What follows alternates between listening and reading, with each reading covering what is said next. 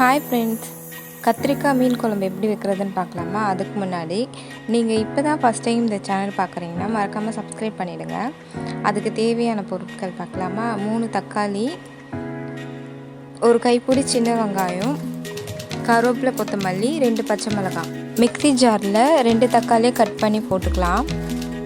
Next சின்ன வெங்காயம் ஒரு 2 கட் பண்ணி அதில் போட்டுக்கலாம். அப்புறம் மசாலா தூள் என்னென்ன மசாலா ஆட் பண்ணியிருக்கேன்னா, குழம்பு மிளகாத்தூள் 2 ஸ்பூன், மல்லித்தூள் 1 spoon, red chilli powder 1/2 spoon, மீன் குழம்பு மசாலா 1 ஸ்பூன், உப்பு தேவையான அளவு.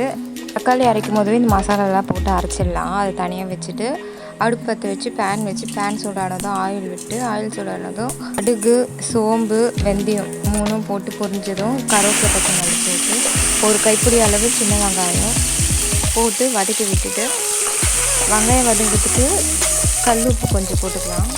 போட்டு நல்லா வதக்கி விட்டுட்டு பூண்டு ஒரு 10 பல் பூண்டு போட்டு நல்லா வதக்கி விட்டுட்டு வெங்காயம் வதங்கிட்டு இருக்கிற நேரத்தில் பெரிய நெல்லிக்காய் சைஸ் அளவு புளி எடுத்து ஊற வச்சுருந்தேன்.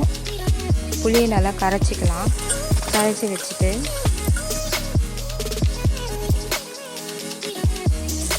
வெங்காயம் வதங்கின உடனேயும் 2 தக்காளி ஆல்ரெடி மிக்ஸி ஜாரில் போட்டு அரைச்சிட்டோம். ஒரு தக்காளி கட் பண்ணி வெங்காயம் வதங்கினோடனே போட்டுட்டு பச்சை மிளகாய் 2 அது 4 உடச்சி போட்டுட்டேன். அப்புறம் நம்ம தக்காளி, வெங்காயம், மசாலாலாம் போட்டு அரைச்சி வச்ச விழுதை தக்காளி வதங்கின உடனே போட்டு நல்லா பச்சை வாசனை போகிற வரைக்கும் வதக்கி விடலாம். அதுக்கப்புறம் கத்திரிக்காய் ஒரு பெரிய கத்திரிக்காய் கட் பண்ணி வச்சுருந்தேன். அந்த கத்திரிக்காவை போட்டு வதக்கி விடலாம்.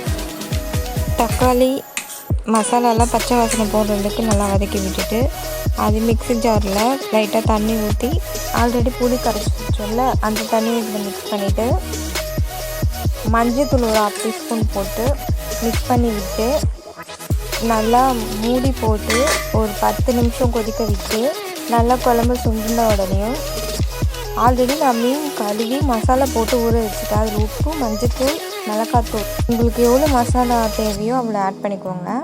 மீனில் மசாலா தடவி வச்சுருந்தால குழம்பு நல்லா சுண்டின உடனேயும் அந்த மீன் எல்லாம் அதில் போட்டு மாங்காய் போட்டு நல்லா லைட்டாக மீன் உடையாத அளவு மிக்ஸ் பண்ணி ஒரு 5 நிமிஷம் மூடி போட்டு நல்லா கொதிக்க விட்டு இறக்குனா குழம்பு நல்லா கொதிச்சு உடனேயும் கொத்தமல்லி தூவி இறக்குனா சுவையான மீன் குழம்பு ரெடி ஆகிடும். இந்த கத்திரிக்காய் மீன் குழம்பு ரெசிபி உங்களுக்கு பிடிச்சிருந்தா மறக்காமல் நீங்களும் வீட்டில் ட்ரை பண்ணி பாருங்கள் ஃப்ரெண்ட்ஸ்.